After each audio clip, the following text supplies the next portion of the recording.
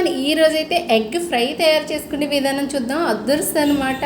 రసంతో పాటు egg fry మామూలుగా ఉండదు అనమాట. ఇంకా అసలు వదిలిపెట్టలేం. మళ్ళీ ఎంత అన్నమన్నా తినేయచ్చు, అంత టేస్టీగా అయితే ఉంటుంది. తయారు చేసుకునే విధానం ఒకసారి అయితే చూసేద్దాం, వచ్చేయండి.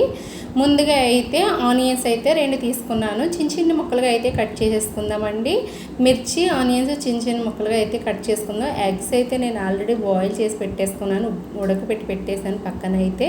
ఇంక ఉల్లిపాయలు అయితే కోస్తాం కదా, చిన్న చిన్ని పచ్చిమిరపకాయలు అయితే 2 ముక్కల కింద అయితే పొడవుగా చీల్చేద్దాం. టమాటా ముక్కలు కూడా చిన్న చిన్నగా కట్ చేసుకుందాం. టేస్ట్ అయితే చాలా ఒక లెవెల్లో ఉందన్నమాట. చాలా బాగుంటుంది, మీరు కూడా ట్రై చేయండి. కొత్తిమీర కూడా చిన్న చిన్న ముక్కల కింద అయితే కట్ చేసుకుందాం. ఎగ్స్ అయితే బాయిల్ చేస్తున్నాం కదా, చక్కగా తొక్కలు తీసి అయితే పక్కన పెట్టేసుకుందామండి. చూసారా, ఎగ్స్ మొత్తం అలా తొక్కలు తీసి పెట్టేసుకున్నాం కదా. మనకి కడాయి పెట్టి అయితే కొంచెం ఆయిల్ అయితే యాడ్ చేసేసుకుందాం. ముందుగా అయితే ఆయిల్ వేడెక్కగానే ఎగ్స్ అయితే బాయిల్ చేసేసుకుందామండి. వాటర్ ఉండవాలి, చూస్తావారా, గిల్లో వాటర్ ఉండవాలి. ఎలా అయితే పైకి తూలే ఎగ్స్ అయితే కొంచెం అలా కలర్ మారేంత వరకు బాయిల్ చేసుకుందాం. ఎగ్స్ అయితే ఎప్పుడు ఇలా వేపుకుంటే ఎగ్ కర్రీ కన్నా దేనికన్నా టేస్ట్ బాగుంటుందండి. డైరెక్ట్గా వేస్తారు కదా, దానికంటే ఇలా అయితే టేస్ట్ సూపర్గా ఉంటుందన్నమాట. ఇంకా అదే ఆయిల్లో అయితే కడాయిలో చక్కగా ఆనియన్స్ అయితే యాడ్ చేసి గోల్డెన్ కలర్ వచ్చేంత వరకు బాగా కలిపేసి ఫ్రై చేసేద్దామండి. అంతే, చూసారా, ఎగ్ ఫ్రై చాలా ఈజీ అండి. టేస్ట్ అయితే ఒక్క లెవెల్లో ఉంటుందన్నమాట. కలర్ అయితే మారిపోయాయి కదా, టమాటా ముక్కలు కూడా యాడ్ చేసేద్దాం. ఇవి కూడా కొంచెం దగ్గరికి అయిపోయేలా కొద్దిగా సాల్ట్ వేసి అయితే బాగా అయిపోద్దాం. దగ్గరికి అయిపోయి చూసారా, మన సాల్ట్ వేయడం వల్ల ఎప్పుడు కూడా దగ్గరికి అయిపోతుందండి. టమాటా అయితే ఉడికిపోతుంది వాటర్ వేయకుండానే, ముందే సాల్ట్ వేసి. ఎగ్స్ అయితే చిన్న చిన్న కన్నాల కింద అయితే పెట్టేసుకుందామండి. మధ్యలో కొంచెం కారం అయితే వెళ్తుంది.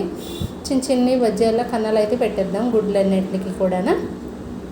చూసారా, ఒక ఎగ్ అయితే మధ్యలో కట్ చేసుకుందాను, పక్కన అయితే తీసి పెట్టేశాను.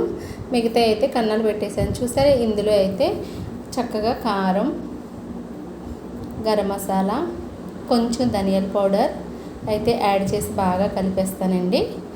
చాలా టేస్ట్కి అయితే మరి ఇంక చెప్పక్కర్లేదనమాట. చికెన్ ఉన్నా కూడా అంత టేస్ట్ ఉంటుంది ఎగ్ ఫ్రై కరెక్ట్గా చేసుకుంటే.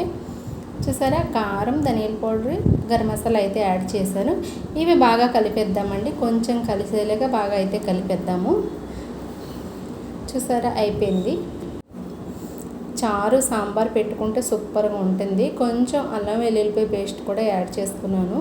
ఈ ఎగ్ ఫ్రైకి అయితే రసంతో కూడా చాలా బాగుంటుందండి. సాంబార్ కూడా అక్కర్లేదు, పిల్లలు కూడా చాలా ఇష్టంగా తింటారు.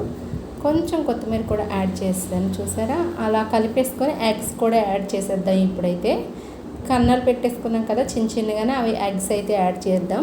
చూరే, ఎగ్స్ యాడ్ చేస్తాం కదా, బాగా కలిపేసుకుంటే సరిపోతుంది. ఆ కారం మొత్తం దీనికైతే పట్టేస్తుంది. మనం ఇందులో ఎటువంటి గ్రేవీ, ఎటువంటి చింతపండు కానీ వాటర్ కానీ ఏమీ యాడ్ చేయమండి ఎగ్ ఫ్రైకి అయితే. ఓన్లీ కొంచెం టమాటా ముక్కలు యాడ్ చేసాం కదా, బస్ అంతేనండి. 2 చిన్న కాయలు యాడ్ చేశాను, అది కూడా. కొంచెం పసుపు కూడా యాడ్ చేసేసుకొని బాగా కలిపేసుకొని ఒక 2 మినిట్స్ అయితే అలాగా ఐలో పెట్టేసుకుంటే కలుపుతూ ఉండాలి. సిమ్లో పెడితే కాసేపు ఆగితే సరిపోతుంది. దగ్గరికి అయిపోయింది. చూసారా, ఇలా అంతే.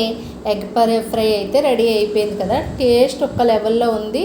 మీరు ట్రై చేసి ఎలా వచ్చిందో నాకైతే కామెంట్ చేయండి.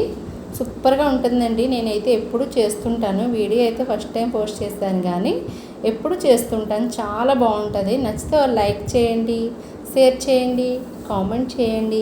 కొత్తగా చూసేవాళ్ళు సబ్స్క్రైబ్ చేయడం మర్చిపోవద్దు. ఒక ఎగ్ అయితే పక్కన పెట్టుకున్నానని చెప్పాను కదా, అదైతే 2 పీసుల కింద అయితే కట్ చేసి వేస్తాను.